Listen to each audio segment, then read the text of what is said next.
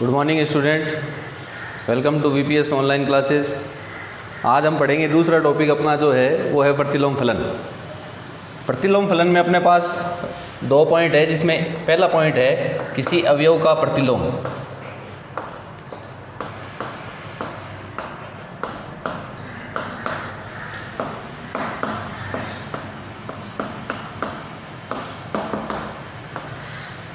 यदि कोई फलन ए से बी में परिभाषित है, अर्थात प्रांत ए के सभी अवयवों का सह प्रांत बी में अद्वितीय प्रतिबिंब विद्यमान है, जिसमें हम कहें कि small A belongs to A है तथा small B belongs to B. अगर हम कहें कि स्मॉल ए है, उसका प्रतिबिंब यहाँ बी है, तो हम कहेंगे कि ए का प्रतिबिंब प्रांत ए का प्रतिबिंब सह प्रांत बी में स्मॉल बी है। तो हम ये भी कह सकते हैं इसको कि बी का पूर्व प्रतिबिंब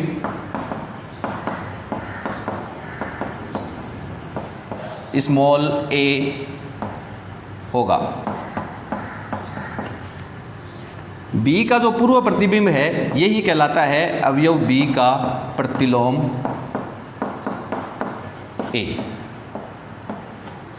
जिसको हम ये लिख सकते हैं कि f ऑफ a बराबर अगर b है, मतलब a का प्रतिबिंब b है, तो b का पूर्व प्रतिबिंब या प्रतिलोम अवयव a होगा, जिसको हम लिखना चाहें तो a बराबर f इनवर्स b। इसमें ये कोई ज़रूरी नहीं है कि b का जो प्रतिलोम है वो केवल a के अवयव हो, लेकिन ये ज़रूरी है कि a का प्रतिबिंब है वो केवल a के अवयव होना चाहिए। इसको हम एक उदाहरण से समझ सकते हैं कि अगर मान लो a समुच्चय और b समुच्चय इस प्रकार है, f है वो a से b में परिभाषित है। अपने पास एक अवयव है x y z और यहाँ है 1 2 3। x का जो प्रतिबिंब है वो 1 है, y का जो प्रतिबिंब है वो 2 है और z का प्रतिबिंब भी 2 है। तो हम कहेंगे कि f ऑफ x बराबर 1, f ऑफ y बराबर 2, f ऑफ z बराबर भी 2। इसका मतलब यह हुआ कि x का प्रतिबिंब 1, y का प्रतिबिंब 2, z का प्रतिबिंब भी 2 है। अगर हम इसको प्रतिलोम के रूप में लिखना चाहें तो हम कहेंगे x बराबर f इनवर्स 1 का प्रतिलोम x है। यहाँ हम लिखें तो y बराबर f इनवर्स 2 और इसको हम लिखें तो ये बनेगा z बराबर f इनवर्स 2। अर्थात ये हुआ कि f इनवर्स 2 का मान y और z आया, अर्थात 2 का जो प्रतिलोम है वो y और z हुआ। तो हम ये कह सकते हैं कि प्रांत ए में का अगर जो कोई भी अवयव ले यहाँ से a, तो उसका प्रतिबिंब एक ही होगा। लेकिन अगर हम पूर्व प्रतिबिंब की बात करें, पूर्व प्रतिबिंब या प्रतिलोम की, तो वो डिपेंड करेगा कि फलन एकेकी है, आच्छादक है, अंतःक्षेपी है या बहुएकी है। तो हमें f इनवर्स 2 का मान yz प्राप्त। इसमें जो दूसरा पॉइंट है अपने पास वो है किसी फलन का प्रतिलोम फलन।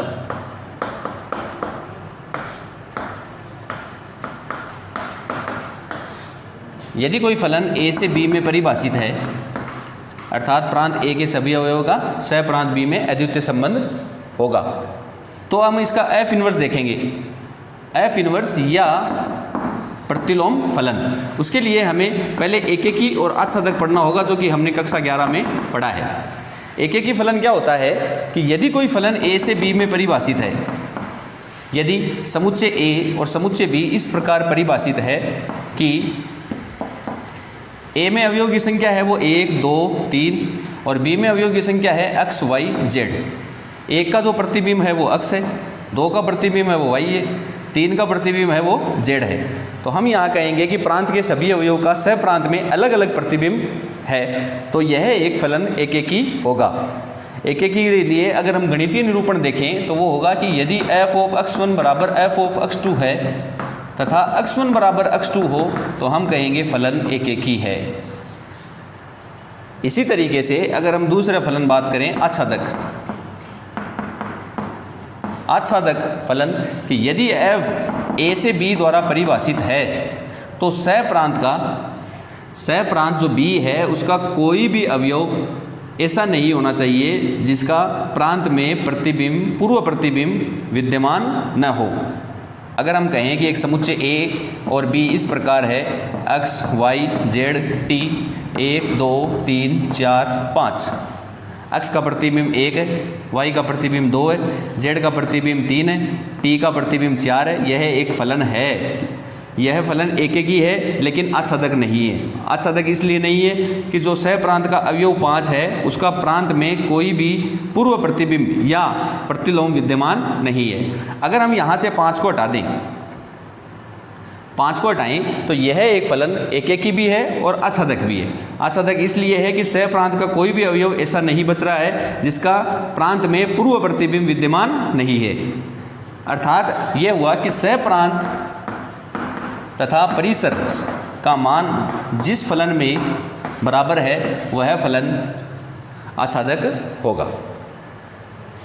अब हम प्रतिलोम फलन की बात करते हैं। तो यदि कोई फलन एकेकी तथा आच्छादक है तो ही उसका प्रतिलोम फलन विद्यमान होगा। अर्थात किसी फलन के प्रतिलोम होने की यह आवश्यक शर्त है कि वह फलन एकेकी आच्छादक हो। ऐसा देखें कि यदि फलन f a से b में एकेकी आच्छादक फलन है, एकेकी आच्छादक फलन है,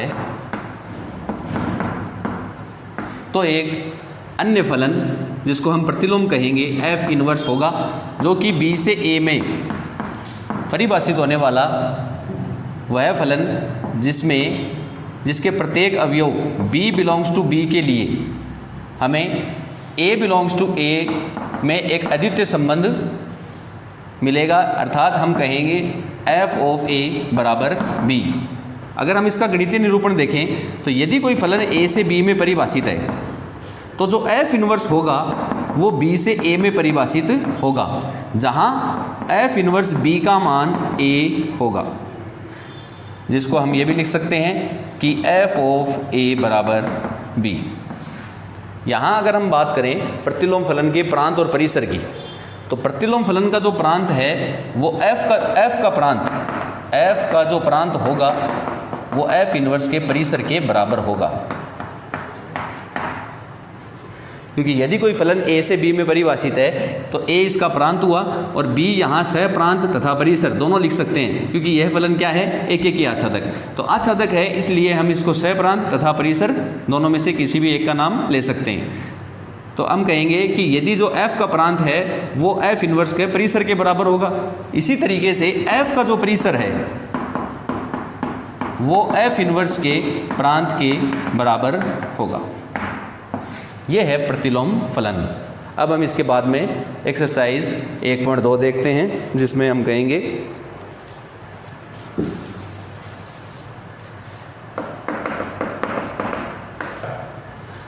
पहला जो क्वेश्चन है वो ये है कि समुच्चय A बराबर 1 2 3 4 तथा समुच्चय B बराबर A B C D। अब ये कहता है कि A से B में एक फलन है, A से B में 4 एकेकी आच्छादक फलन बताइए तथा उसका प्रतिलोम भी ज्ञात कीजिए। 4 एकेकी आच्छादक फलन बताना है, जहाँ समुच्चय A और एक समुच्चय B, समुच्चय A में 1 2 3 4, समुच्चय B में A B C D यह अवयव है।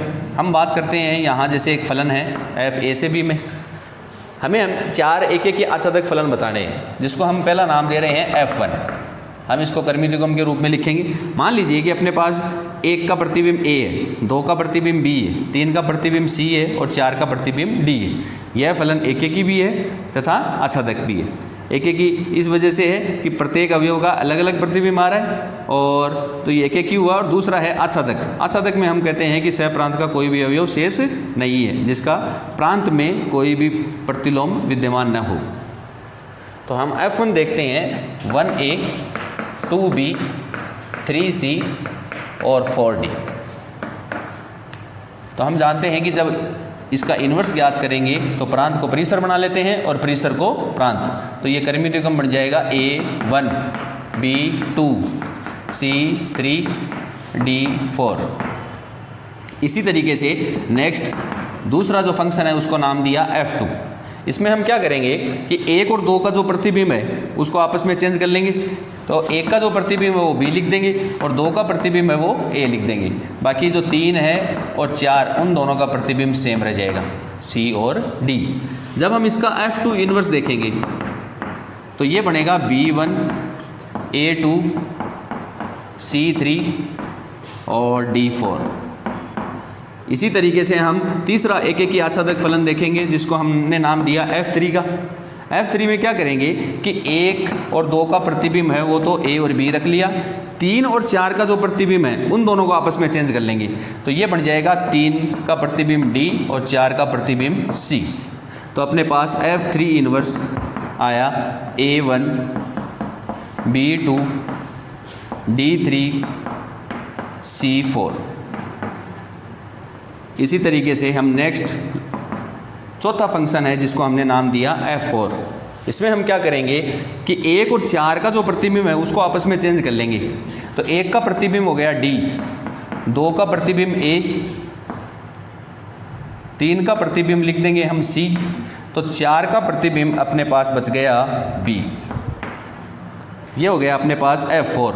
जब हम इसका इन्वर्स अर्थात प्रतिलोम निकालेंगे वो होगा F4 इन्वर्स, जो कि बनेगा D1 A2 C3 B4।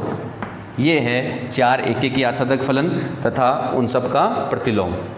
Next 2 number का जो क्वेश्चन है अपने पास,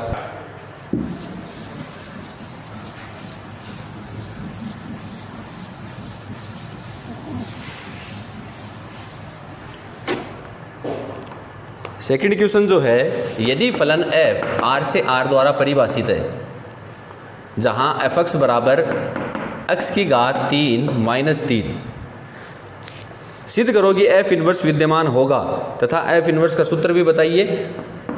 f इन्वर्स x का मान बताना है और f इन्वर्स 24 और f इन्वर्स 5 का मान भी ज्ञात कीजिए। इसमें यह कहता है कि सिद्ध कीजिए कि f इन्वर्स विद्यमान होगा। f इन्वर्स हम जानते हैं कि कब विद्यमान होगा, जब फलन एकेकी तथा आच्छादक हो। तो हम बात करते हैं सबसे पहले एकेकी। एकेकी के लिए हमने गणितीय निरूपण पढ़ा है कि f ऑफ x1 बराबर f ऑफ x2 यदि हो तो f ऑफ x1 का मान क्या होगा, x1 की घात 3 - 3। इसी तरीके से f ऑफ x2, तो x2 का मान होगा x2 की घात 3 - 3। ये -3 - 3 कैंसिल, x1 की घात 3 बराबर x2 की घात 3। जब हम इसका पक्षांतरण करेंगे तो x1 cube minus x2 cube बराबर 0। यहाँ हम सूत्र लगाएंगे a cube minus b cube का, जो कि होता है a minus b, a square अर्थात x1 स्क्वायर प्लस ab मतलब x1 x2 plus b square मतलब x2 स्क्वायर बराबर 0। जब हम x1 माइनस x2 को 0 के बराबर करेंगे तो यह आएगा x1 माइनस x2 बराबर 0 अर्थात x1 बराबर x2। अतः यह फलन एकेकी है। दूसरा जो हम देखते हैं आच्छादक। आच्छादक के लिए हम एक फलन मानेंगे y बराबर fx, ये हमने माना। हम जानते हैं कि हमें जो क्वेश्चन में fx क्या दिया हुआ है, x की घात 3 - 3। यहाँ से हम x का मान निकालेंगे तो सबसे पहले हम -3 का पक्षांतरण करेंगे तो ये बनेगा y + 3 बराबर x क्यूब। अब हम अगर x का मान निकालना चाहें तो दोनों तरफ हम घनमूल करेंगे। दोनों तरफ घनमूल करने पर x बराबर आया y + 3 की घात 1/3। y का हम कोई भी परिमित अपरिमित मान लिखें तो ये R में विद्यमान होगा, क्योंकि हमें प्रांत और सहप्रांत दोनों ही R दे रखे हैं। इसका मतलब ये हुआ कि इसका जो सभी मान इस R में विद्यमान है, अर्थात यहाँ सहप्रांत का मान परिसर के बराबर है। और जब हम जानते हैं कि सहप्रांत का मान परिसर के बराबर है अर्थात फलन आच्छादक है। अगर फलन एकेकी और आच्छादक है तो f इन्वर्स विद्यमान होगा। अब हमें इसमें नेक्स्ट जो पूछा है वो ये कहता है कि f इन्वर्स x का मान ज्ञात कीजिए। जब हम f इन्वर्स x का मान ज्ञात करेंगे अर्थात प्रतिलोम फलन ज्ञात करेंगे, उसके लिए हमें ये जो x का मान है यहाँ देखना पड़ेगा कि x बराबर अपने पास है y + 3 की घात 1/3। हमने y बराबर fx माना तो y जो माना, तो यहाँ जब y बराबर fx है तो x का मान क्या होगा? x का मान होगा f inverse y, f inverse y जो कि आया y प्लस 3 की घात 1/3। अगर हम इसको x के पदों में लिखना चाहें तो अपने पास मिलेगा f इनवर्स x बराबर x प्लस 3 की घात 1/3। ये इसमें पूछे जाने वाला दूसरा क्वेश्चन, f इनवर्स x बराबर x प्लस 3 की घात 1/3। अब हम ज्ञात करेंगे f इनवर्स 24 और f इनवर्स 5 का मान।